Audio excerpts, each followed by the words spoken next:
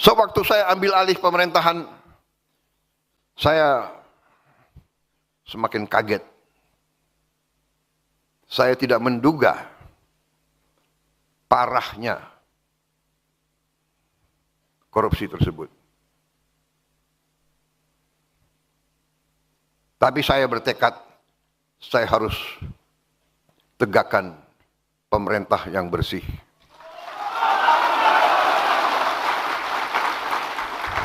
Hanya dengan pemerintah yang bersih, Indonesia bisa bangkit. Saudara-saudara sekalian, kekayaan kita luar biasa. Tapi kita harus akui kelemahan dari elit kita. Kelemahan dari mereka-mereka yang kita anggap pinter dan cemerlang, ternyata kalah pinter dengan koruptor dan penipu-penipu dan manipulator-manipulator. Saudara-saudara sekalian, saya ambil kesimpulan dan akan saya panggil Jaksa Agung, semua penegak hukum.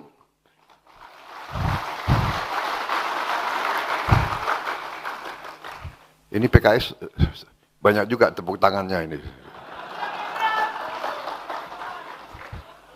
Sayang pemilu masih lama itu.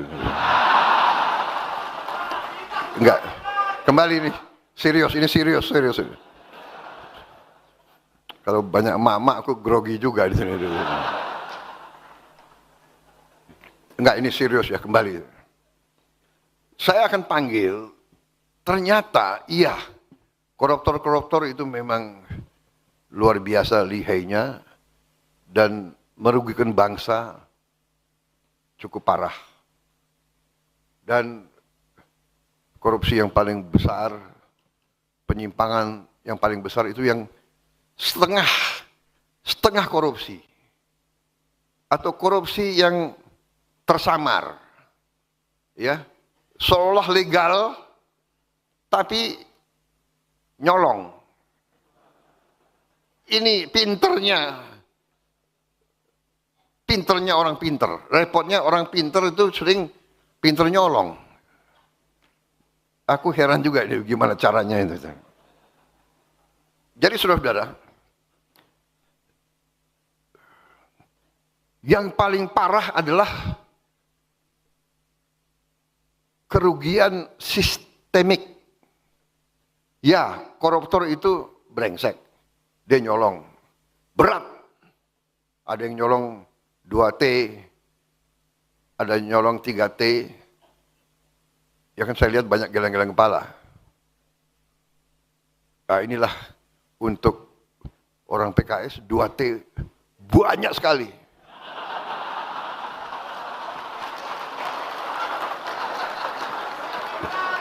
Benar ya? Begitu aku omong 2T, ada yang geleng-geleng kepala 2T.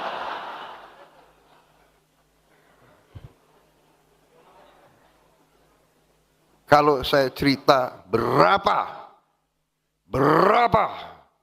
ratus T uang negara yang hilang hampir tiap tahun, mungkin kalian nggak geleng-geleng kepala lagi kalian.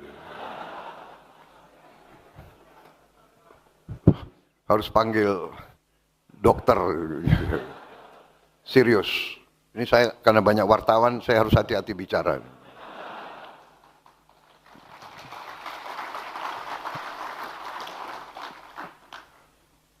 Jadi saudara-saudara, tapi saya yakin di dalam hatinya wartawan-wartawan, sebetulnya apa yang saya ngomong, mereka merasakan.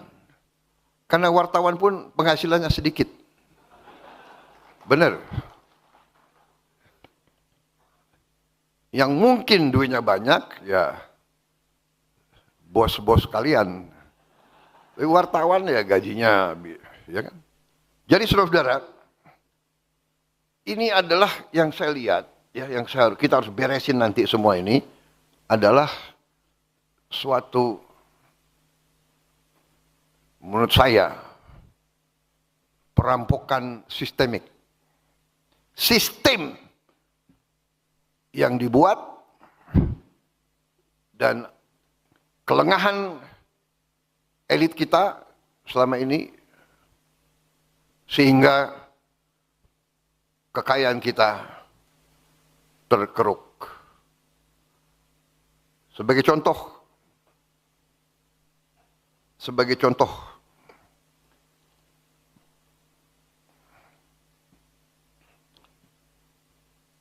di Bangka Belitung yang untuk cukup lama menjadi pusat tambang timah terkemuka di dunia,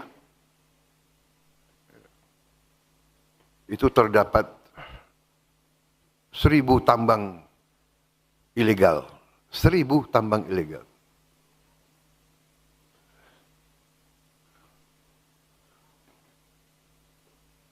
Mulai tanggal 1 September kemarin, saya perintahkan TNI, Polri, Bea Cukai bikin operasi besar-besaran di Bangka Belitung. Menutup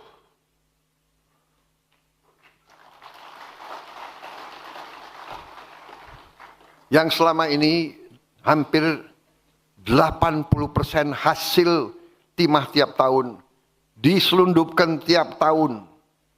80% timah kita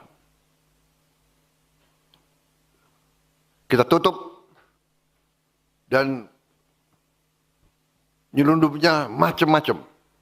Ada yang pakai kapal, ada yang pakai ferry, ada yang pakai. Sekarang tutup, tidak bisa keluar.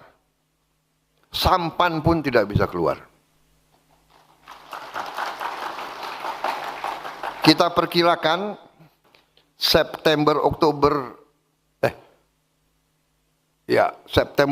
November, Desember kita bisa selamatkan 22 triliun. Tahun depan kita perkirakan kita bisa selamatkan 45 triliun. Dari 2 pulau ini saja. Tetapi yang lebih merisaukan tapi juga memberi harapan, ternyata limbahnya memiliki nilai yang sangat tinggi. Karena limbahnya ternyata berisi mineral-mineral yang disebut tanah jarang, rare earth. Jadi saudara-saudara, mungkin pejabat-pejabat kita tidak mengerti, dia kira limbah, padahal tanah jarang. Makanya ini sekarang saya perintahkan Bea Cukai itu harus merekrut beberapa ahli-ahli kimia supaya ngecek. Dia lihat pasir, padahal ini pasirnya nilainya luar biasa. Saudara-saudara, di banyak bidang sama, nikel, batu bara, boksit, hampir semua terdapat tambang-tambang ilegal yang sangat besar dan sangat banyak. Ini saya perintahkan untuk segera ditertibkan, dibersihkan. Tambang ilegal ditutup atau diambil alih untuk negara. Saudara-saudara sekalian,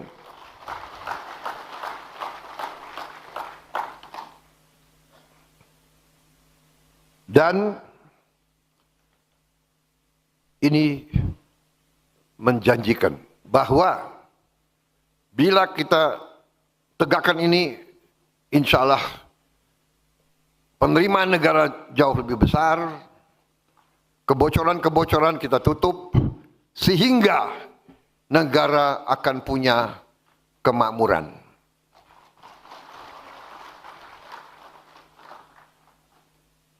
Saudara-saudara sekalian, masalah ini ternyata